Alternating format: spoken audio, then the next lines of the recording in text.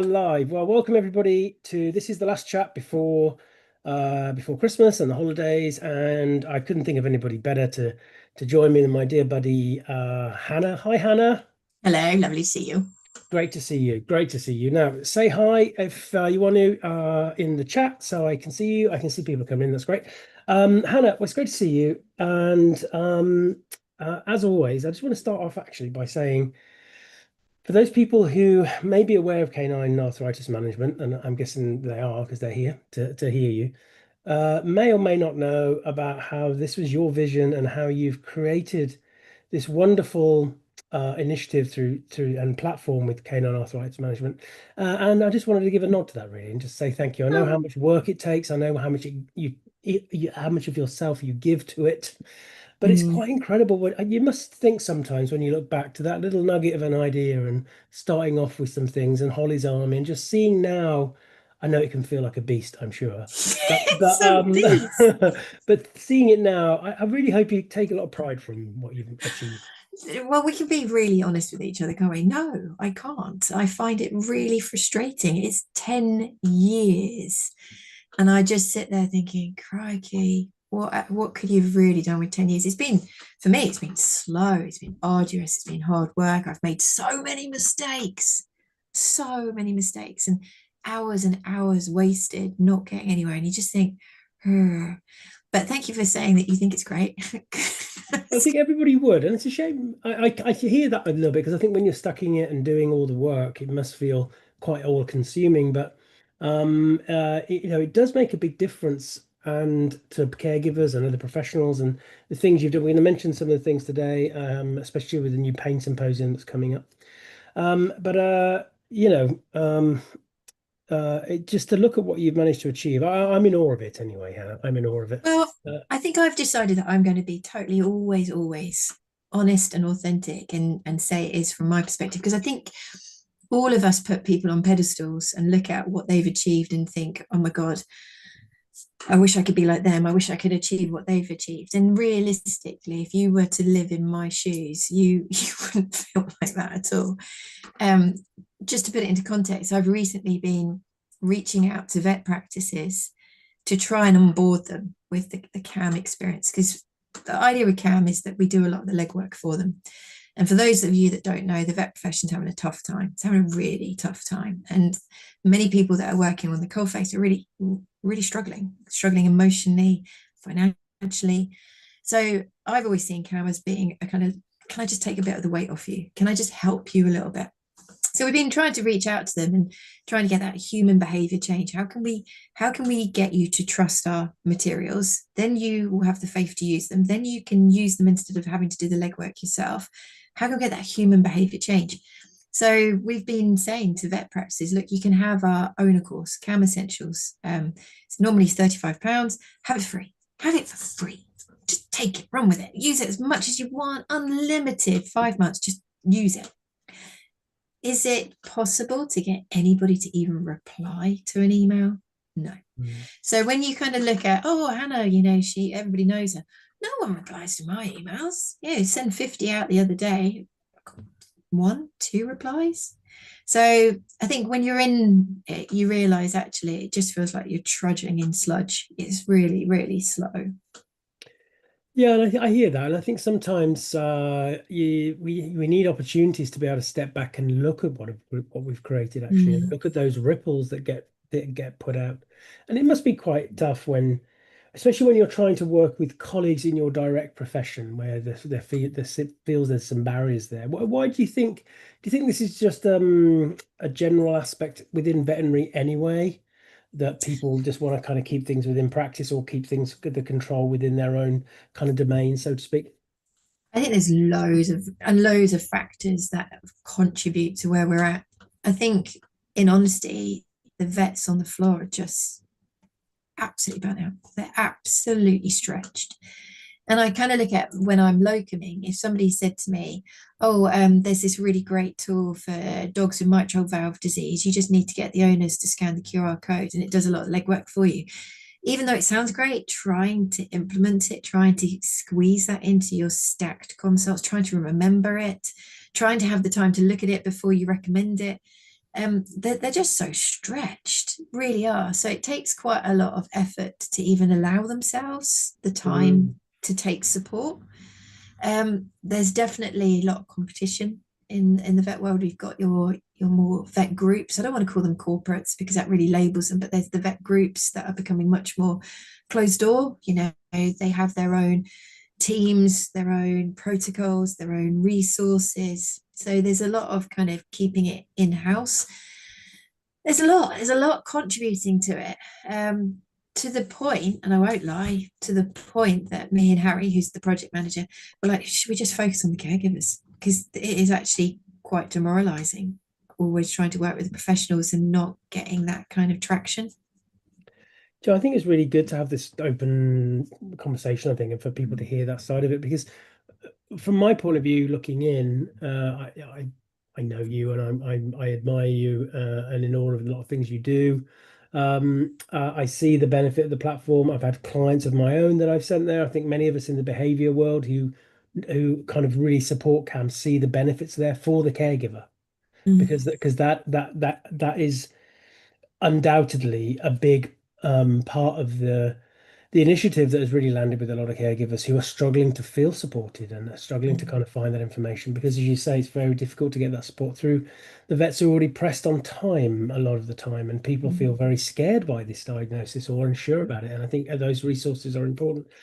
So I think then there is a point there that we've all got to kind of that all of us who support CAM have to help to try and find a way of breaking this through. And I think we'll come on to that point in a little minute, in a moment, because there's something that we can come on to in that. But the point about today was to talk about this initiative, which I guess is about providing that kind of open support direct to caregivers, and that is the pain vet. Yeah, I'm really hoping that the communities will get behind me on this one. Um, so from day dot, many, many years ago, so we're talking back like 2013 when all of this kind of started happening, I was repeatedly approached by different people in different areas of the profession complaining about not being given enough time, enough airspace, not being listened, not being heard, being disagreed with, and all these sort of things. And it's still the main feature of what people talk to me about. I'll be at a conference and somebody go, oh, I've sent a case to the vet and the vet's just said there's nothing wrong. And I know there's something wrong, but the vet's just dismissed it, poo-pooed it. And now I'm stranded. You know, the owner doesn't believe me. The caregivers lost faith in me because they've had a wasted journey. They don't know who to trust because the vet's saying one thing, I'm saying another. It's a common problem, isn't it? So for years, I've wanted to create a brand that gives trust in all sectors. So vet, canine professional, and caregiver. And if that brand is really kind of strong and people feel loyal and, you know, will trust it, what else can we do with that? How can we actually really help with these communication bottlenecks where things start going wrong? And I wanted to do it years ago, but I really didn't want to offend the vet sector. I didn't want to look like I was stealing trade or stirring the porridge or, you know, sticking a pokey stick in and winding people up. I didn't want anybody to misinterpret it. But we kind of decided to just crack on and do it. And it's a consultation service with a vet that's trying to bridge these gaps. We're trying to help all parts of the profession. It might be a caregiver that wants more and doesn't feel that they're getting it from their vets. It might be a canine professional that doesn't feel that they're being heard by that client's vet, so we can bridge there. It might be a vet saying, I just don't have the resources to give the time, so I need you to do the legwork for me. And we're even working with a rehab professional who says, those first consultations are so draining for me. I can't do them and keep my business afloat. So could you do the first consultations, and then they're going to come in and I can actually start doing the hands-on work and I can get more in through the door. So we're looking at it trying to be a solution in many different bottlenecks. That's the plan. That's the plan. So is this just for dogs with arthritis, or is it more widely about chronic pain? More widely. Well, something that's coming up in my consultations all the time is GI pain. Yeah. Yeah, it's just now that people are really kind of talking about it, it's a real big issue, especially if they've got a chronic pain problem and they've got a GI issue, and trying to find that pharmaceutical regime, if possible, that can fit both of those conditions. And visceral pain is very difficult, even with humans, isn't it, Mm. to kind of identify and support. And do you know, what's been the feedback from the veterinary profession? Because I know, speaking to a lot of vet colleagues of mine that I work with in my private practice, they've been quite honest with me about the fact that they get a limited amount of information when they go through vet school, and actually they quite like the idea when they've worked with kind of other kind of vets about looking at multi-use drugs and different kind of schedules, which is outside of their kind of general practice understanding sometimes. Mm. Um, is it being met with that kind of positivity? No. It's weird. It's like it's really hard to get people's attention at the moment. So we me and James, who's one of the team, we're at London Vet Show, and it was really good actually. I will tell you this story because it's quite a happy one. For the last 3 years, me, James, and a few other people have done free lectures at the London Vet Show, i.e., we've not been paid by anybody, we've not been funded by anybody. We've had a small dark room at the end of the conference up in the gallery suite, a bit of a trek to get to, but it's with good intention, no remuneration. Come on, please. Come, people, listen to us. And last year it was kind of a little bit sparse towards the end because it was the second day, last lectures of the day. This year was really packed. I couldn't believe it. I was so blown away. I was like, are you guys in the right room? Because the year before we'd had only like 20 people. For the last lecture of the whole conference in a room far, far, far away from the exit, we had about 150, 200 people. I was just like, so something's changing. Yes. And then when we presented the concept of pain vet, at that we got a lot of people saying this is really quite exciting. There's I can see it's got a place. It's not a replacement. It's got a place, and it could offer real benefit for all parties.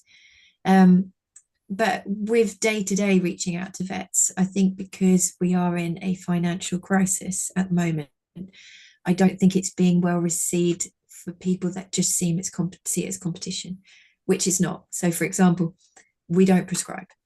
So we're not selling drugs. We're not prescribing drugs, foods, any of that. We don't do the diagnostics, so we're actually there giving the time, the energy, reviewing all the clinical notes, detective work, building the relationship, talking things through, which vets don't have time to give. So, but then that client goes back to that practice, says, I get why I need to do the blood tests. I really do want to get those x-rays on board. And I've got a little bit more confidence in using medication. So, okay, let's do it. So actually, it's a massive catalyst for them. But I think on first impressions, I think vets may be seeing it as competition, which is not. So tell me a little bit about how it works then. Let's just think about this scenario first. Then I'll talk about my own profession. So I'm a behaviorist working with a dog, and I think that the caregiver might need some extra support. Does it get referred? Is there a referral from the primary vet first? Can they come straight to you? Can I make the referral to you? Yeah. So the caregiver can book in. You as the canine professional, could suggest and help them book in, or the vet could actually send them across. So then at that point, so once they've made a booking, we get a notification. I will, or one of the team members, email them personally. We don't like any of this automation. We want to be people talking to people. In the world of AI, I think it's very easy to get trapped in automated systems. So I will email, I'll introduce myself. There's a short little video talking about pain and how we have to have a bigger view of how to manage it. It will then, that email says, here's a Google Drive folder. Please, can you upload videos and photos? I'd love to see your dog moving, sleeping, laying, playing. Give me as much contextual kind of information. It's a questionnaire. I'd really love you to spend some time filling it in. And that will go through everything from sleep patterns, eating habits, how they exercise, clinical history. Then there's a clinical metrology instrument called the Canine Brief Pain Index Inventory. So that gives me a little bit of an understanding of how they perceive their pet's pain, how it's interfering with their life, what their quality of life is like. And then we ask them to contact their vets for their veterinary clinical history. That all comes into this Google Drive folder, and it takes me normally about 2 hours to go through it. It's extensive. I then formulate a list of an agenda of things that I feel is really important for us to go through, so that when I have an hour with them on an online video consult, we don't just get caught into what supplement or what drug. I have structure. I'm going to take them through all the aspects of a multimodal management plan, including monitoring, exercise, sleep, weight control, complementary therapies, drugs. We go through everything. But the other good thing about it is we get to share the videos and photos and say to them, did you see them do that then? Have you seen that over there? That's quite a big indicator. So we can give them the objective markers that they can then use to monitor what interventions are working or not. And what's quite good is I often share my notes with them, and I will label every video and every photo, and I'll write what I see so that they can go back and review it. And sometimes it's 30 videos, and I'm just writing notes. Did you see him kick out his leg? Did you see him lose his balance? They can then go back and go, I didn't see this, but I can see it now. So I can now monitor my dog's condition more. And then we write an extensive report that goes to the caregiver, the canine professional, and the vet. And it's the same report. This is where I might change over time. At the moment, I just really want clarity, transparency. I don't want anybody to be thinking that I'm writing one thing to the vet and I'm writing something else to the caregiver. I really want us to be this team where there isn't a changing our tune with different people. It does have its ups and that has its downs, and that it could be quite an overwhelming report for a vet because they've got very limited time. So it might be a bit too chunky for them, or for the caregiver it might just be a little bit technical and a bit overwhelming. We're going to play with it. We're going to see how we get on. I've actually been hanging out with Jessica Hymas. I've just got to give her a shout out. Her report she sent me the other day, I bloody loved it. She knows this, so but it was structured so well, and I want to just keep practicing and practicing and practicing until I get that perfect product that benefits everybody. Yeah, I'll second the shout out to Jessica because she's awesome, and we definitely need more voices. And Jessica also does some great work with advocating for the bull breeds, of course, which we need as well, because there's some very unhelpful voices out there around bull breeds. So yeah, shout out to Jessica. So there's a lot of value in this, because one of the things that's difficult, I think, for my clients working with primary vets is the limited time they have with them. Quite often it's about the kind of caregiver giving information, which can only be given in the care from the caregiver's point of view, not necessarily in a way that gives us that kind of objective view. All these things are really valuable. Going back to the report side of things, I guess with vets, I do vet reports myself, but I just put the main points at the beginning and then they can read the rest if they want. I'm guessing yours will be the same kind of thing for vets as well to get on board with.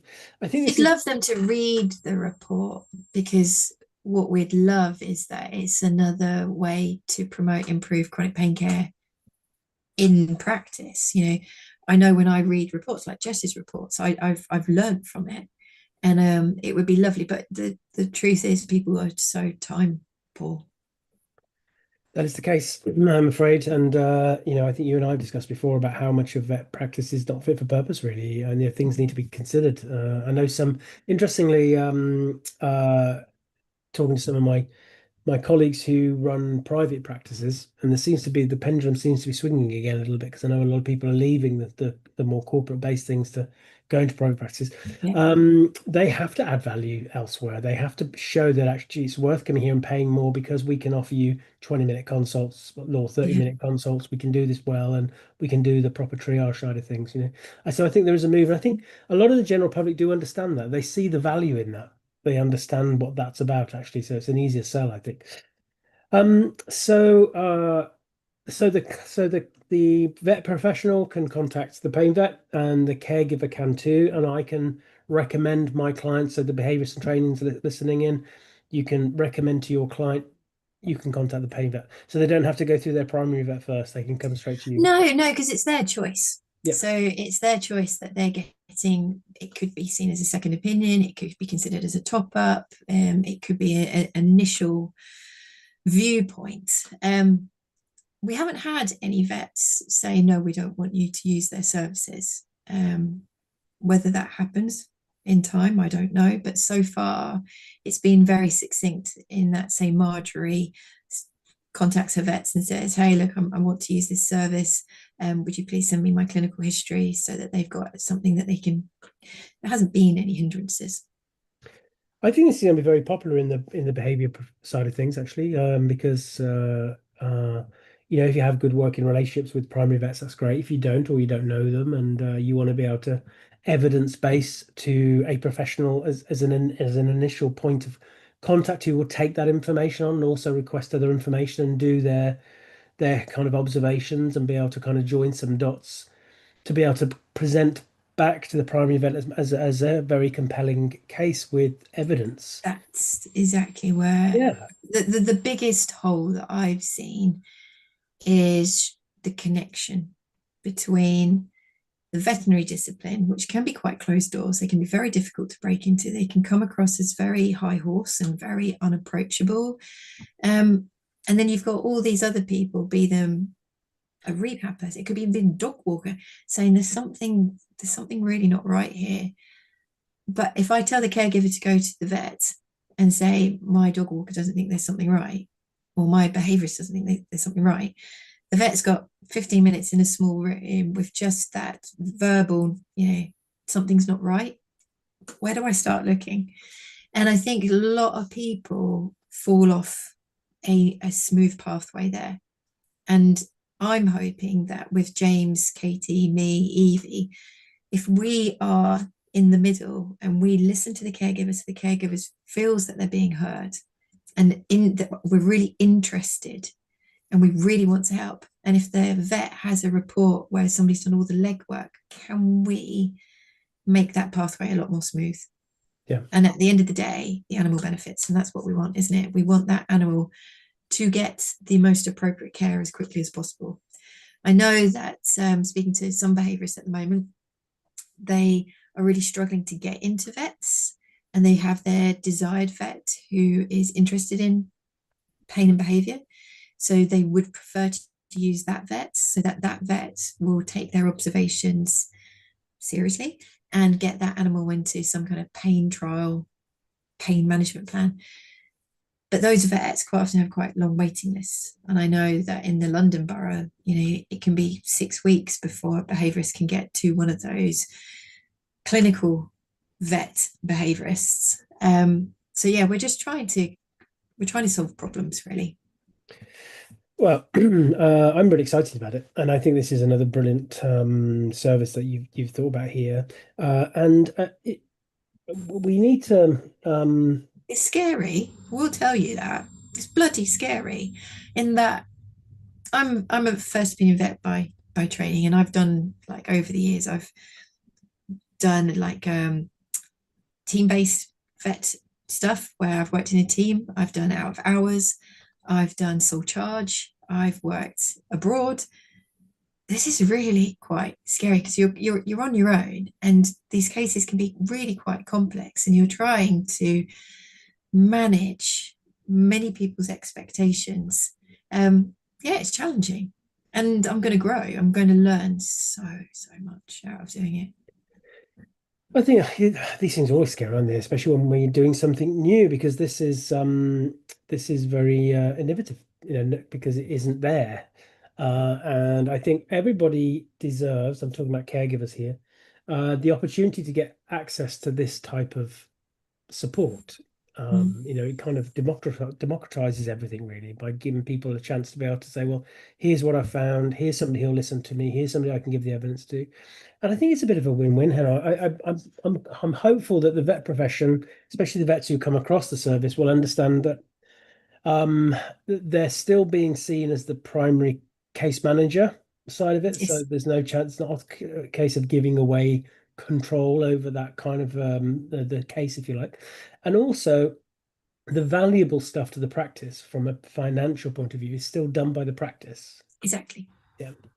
So, Exactly. And what I mm, hope over the time, because I've been nosing at what other people are up to, and these peripatetic type services are really on the growth. And I think you hit the nail on the head. There's a rise in independent practices again, and there's also the corporates trying to keep things in house. And with both of those concepts, having an expert that can go around two practices rather than be based in one. I'm going to use a cardiologist as an example. You can be an independent, you don't actually have a cardiologist on your employed team, but you can use the service of a cardiologist to come once a month, and they do a number of cases in your practice serving your clients. That's happening also in the corporates. There might be a cardiologist based in one of the corporate branches, and their skills are being used across multiple branches. So this kind of peripatetic, this kind of external service is growing. Dermatologists, cardiologists, ophthalmologists, orthopedic surgeons, they're on the move. They take their kits and they go and turn up at practices. So it's not far off that kind of concept. But what I'm really hoping that as we do more and more, we're collecting data to turn it into teaching.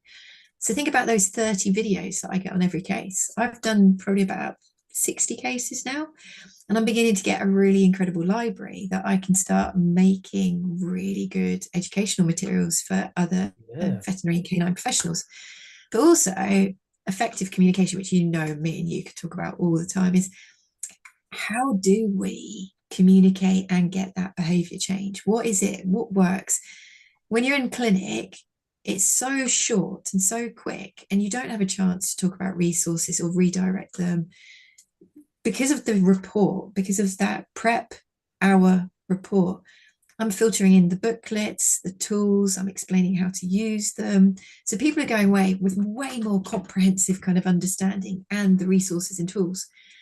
So yeah, I just really hope it's going to grow into being a really useful service. We can go back and then teach the practices, and they can have members of their team that maybe have just done maternity leave and they want to be back in practice, but they can really struggle with the hours.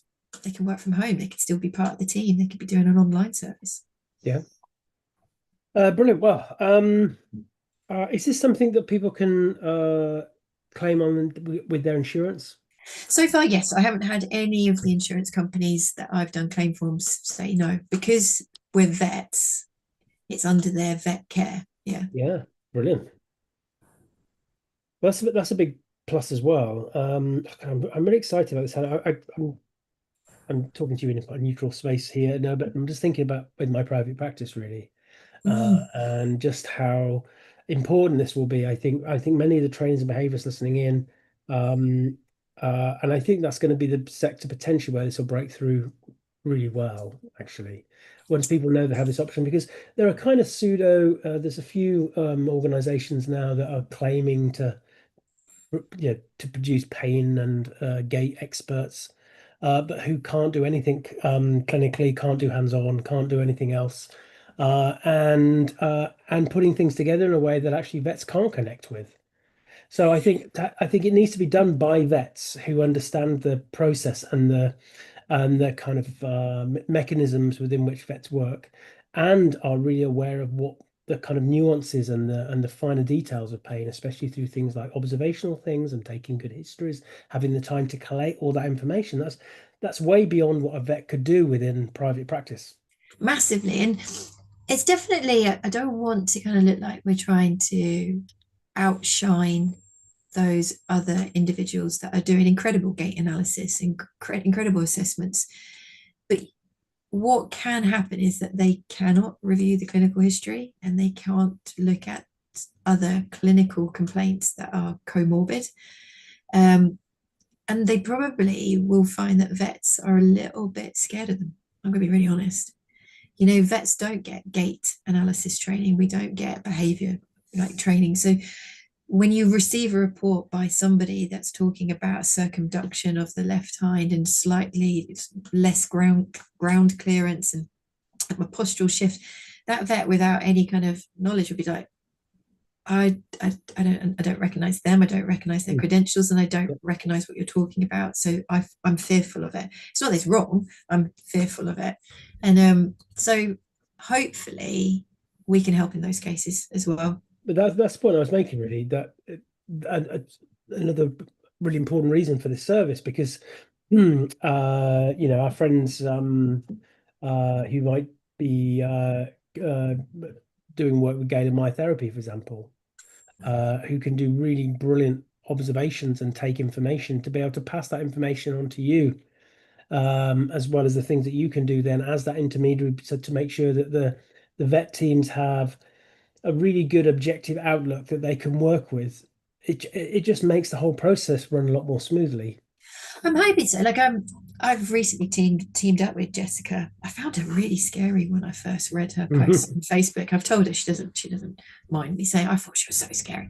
But we've been having back and forth, and I'm actually going to go into London and do a number of cases with her this week. So pain vet's going in all different directions. But I'm going to learn loads from her. This is really cool. This is what I want to do, this interdisciplinary, and being okay to be humble and authentic and say, I'm learning loads from you. I don't know everything. I'm not a behaviorist, you know. But talking about Galen-Meyer therapy, though, chronic pain symposium, little segue.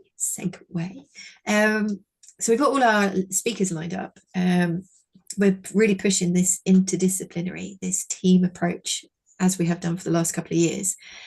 One of the talks, the final talk on the Sunday, is with Julia Robertson from Galen-Meyer Therapy.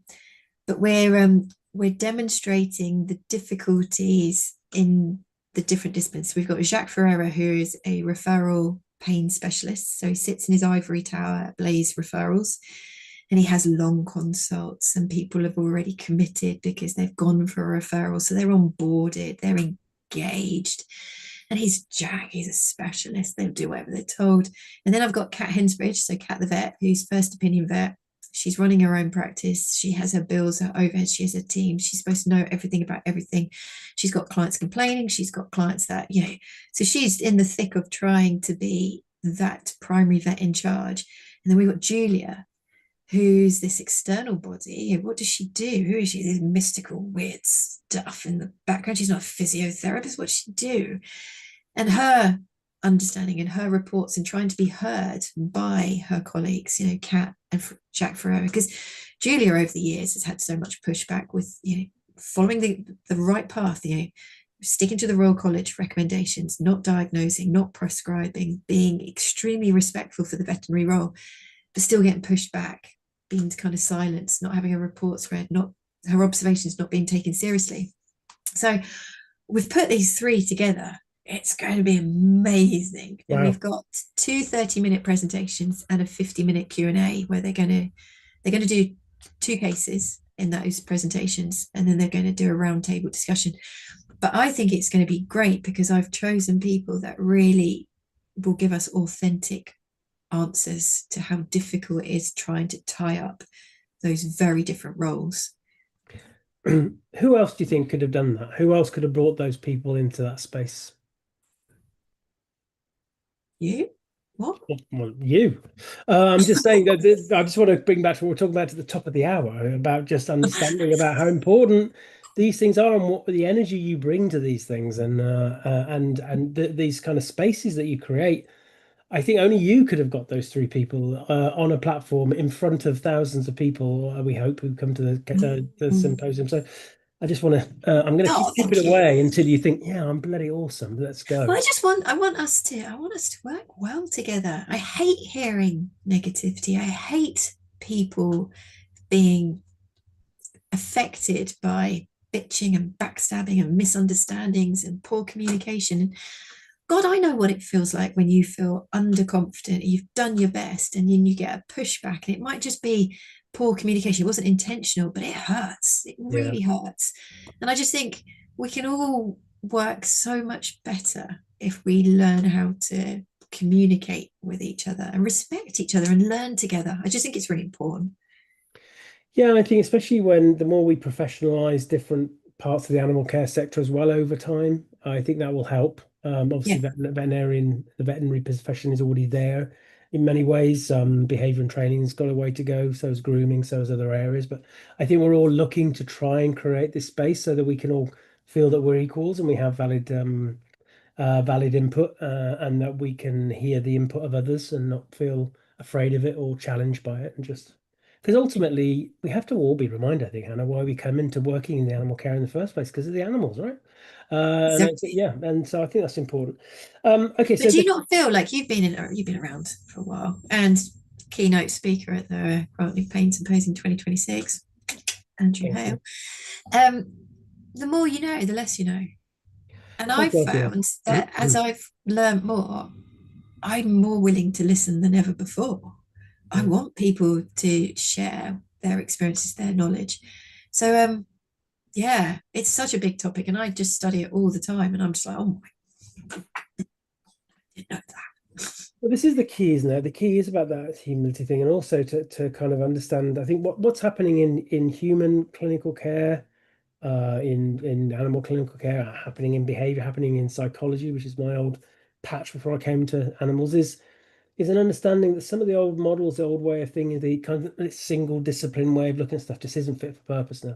Because very little is, if you've got, I suppose if you've got a broken leg, you've got a broken leg, but a lot of other stuff, it is multifactorial, and there's lots of elements there, and it needs a multidiscipline approach because there is not one size fits all. It reminds me of what we think about in psychology, which is what we call the three lenses, which is the first lens is the academic science geeky lens that we as professionals often adopt. And Yeah, that's where we really geek out on pain and trauma and stress and whatever it is we're considering. And sometimes we pick up on one little thing and we really go there. And you work with some of the amazing conversations you've had on Cam with real, true specialists in their field who have taken that one little thing and gone really deep with it. So we yeah, need that. But the second lens is the individual's lived experience of that pain, of that trauma, of that stress. yeah. And sadly, those first two lenses aren't always pointing in the same direction. That's Mm. I found that with my own health challenges last year.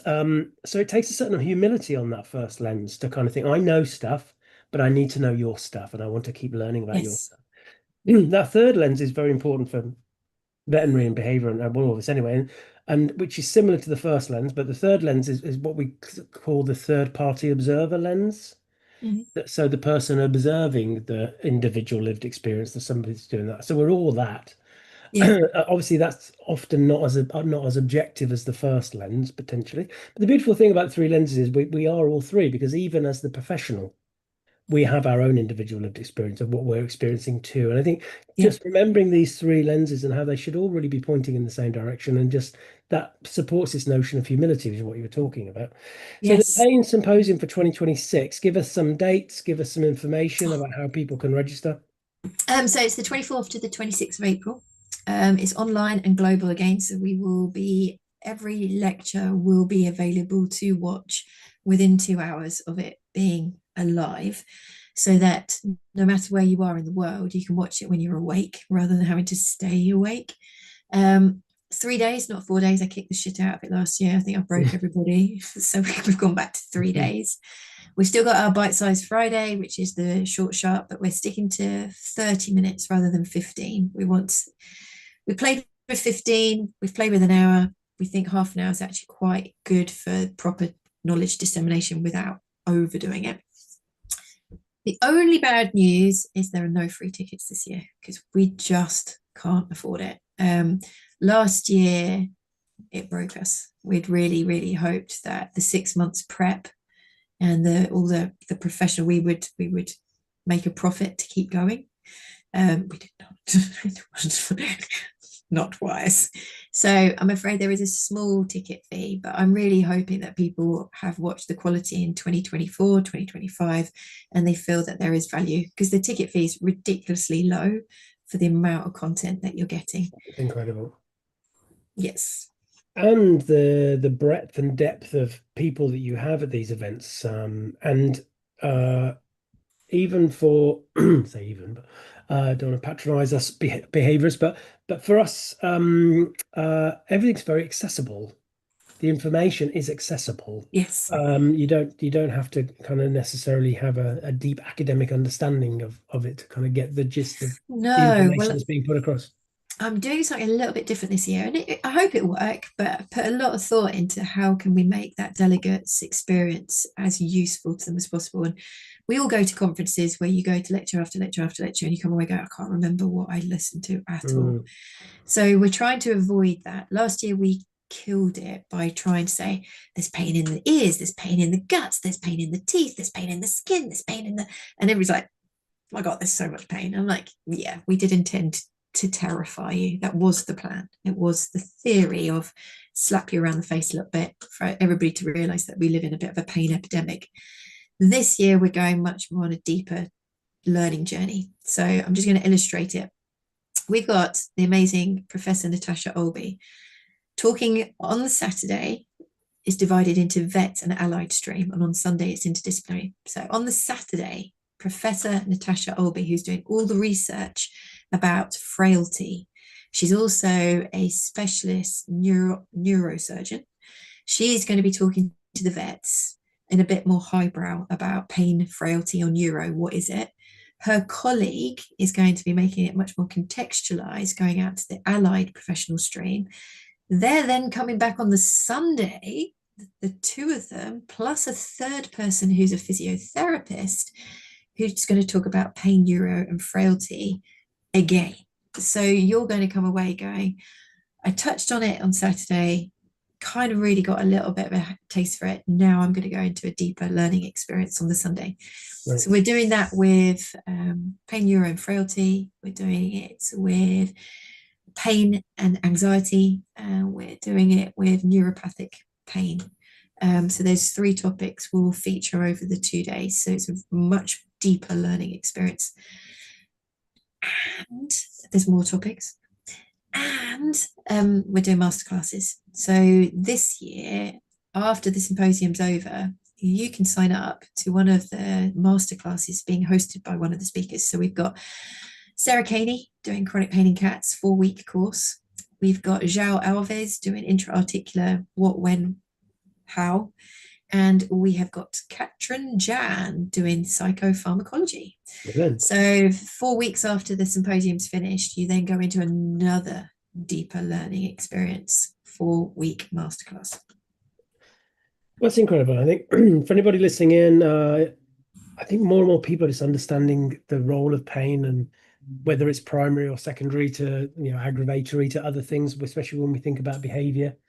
This is the opportunity to really take the topic seriously and take a lot away from it.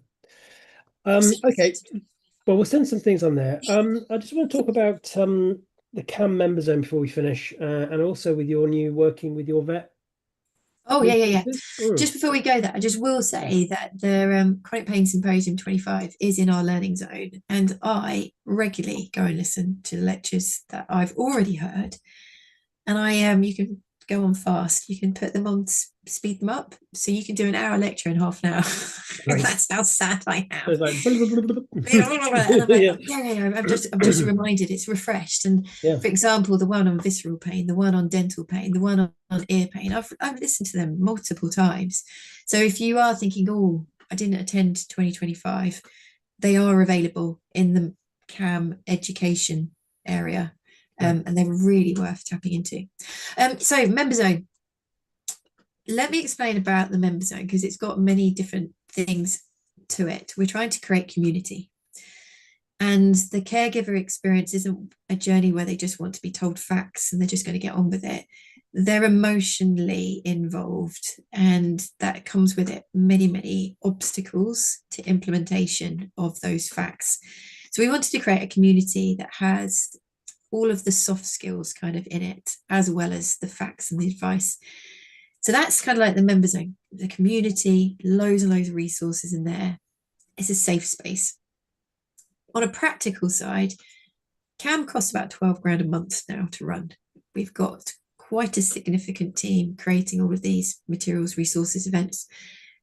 For us to remain independent so that we can keep saying what's right rather than being persuaded to say what pays the bills, Mm. The member zone is a pillar of financial support for us, as is our education. So our courses, the member zone, the conference, this drives CAM to be there for you guys.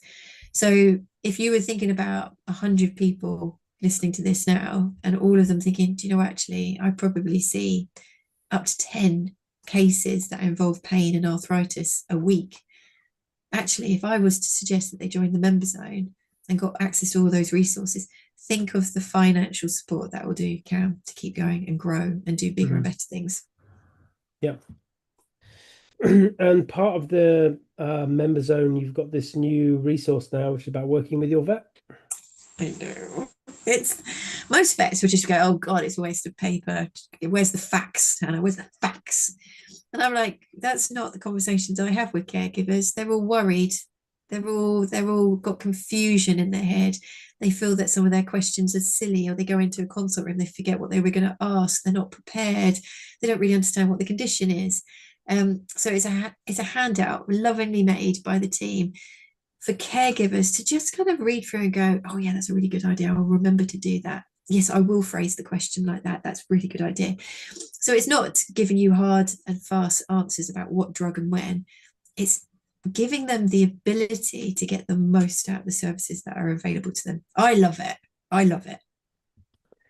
Well, I highly recommend people look at their member zone, and especially for I'm confident 2026 will be the year when a lot of these strands will start to come together, Hannah, because people are understanding now about the interconnectivity of these topics and how important they are for us within the animal care sector, this care sector around dogs. And CAM just has so many opportunities there for people to connect to these resources. I think it's a very important thing. Well, Yeah, thank you. can I just Yeah. quickly just do a little tangent? So we've been really struggling with how we keep up in a changing world. It's 10 years Cam's been around near enough now, and the world is changing rapidly. I'm talking about AI. And we're regularly approached or involved, or we overhear how veterinary services are becoming much more automated. You know, you've got chatbots that are going to answer people's questions. We've got symptom checklists, you know, so you can quickly plug in and it'll give you an answer to what the problem is with your dog, or you can just join a recorded message to answer all your problems. And I've been kind of sitting there going, how do we keep up with this? Does Cam turn into an app? Do I become a chatbot? You know, what is it that will serve our audience? And I'm also still doing my master's on clinical pain management, and it's always coming back to the fact that people need community, kindness, contact, human care, someone to listen. And I think I would love to stay being human. In the changing face of this AI mentalness that is going on, I want to keep that human contact. So we do like a tea and chat every other month. We have a member zone guest every other month, because we want to be a person answering people's questions face to face, being human. So that's quite important to me. Just needed to say that. Well, I think it's, we're having the same conversations in behavior, and it's quite scary actually, some of these things. But interestingly, I was listening to a podcast done by the British Association of Psychologists, or so, it was psychotherapists or something like that. And this new survey that they've had done has shown that a lot of people started turning to AI, chat GP, that kind of thing, for emotional health support. Yeah. There's a big trend there. But actually, those people who do it, it's about 4 months before they drop off and go back to seeing a human therapist. Oh, that's so It interesting. is interesting, and it makes sense of it, because sometimes it can say stuff like, self-care, and yes, I'm listening to you and having a conversation with a virtual person, which can be helpful and supportive. But there comes a point when you realize I really need somebody who can take these strands and use that kind of human way to think, well, that's an interesting thread there. That thing you just Yeah. said there says something to me, and I want Yeah. us to explore that. Exactly the same when looking at physical things with the dog, behavioral things. There are so many things. And I think it was just an interesting thing, and it's given me a little bit of hope. Yes. that people who've already engaged in these services, that high percentage fall back into going into actual in-person human therapy. Yeah, because we're seeing it also with conferences, is that the trend is coming back to being in person over Yeah, online. People want to have contact, they want conversation, yeah, and oh yeah, I just thought it was worth saying. yeah. Well, it's definitely worth saying, and this is another benefit I think for the why this, especially the pain vet side of things, is so important because it gives people that another alternative, another option. Mm. Because sometimes they might feel that their only option is to turn to AI, but this gives them another option.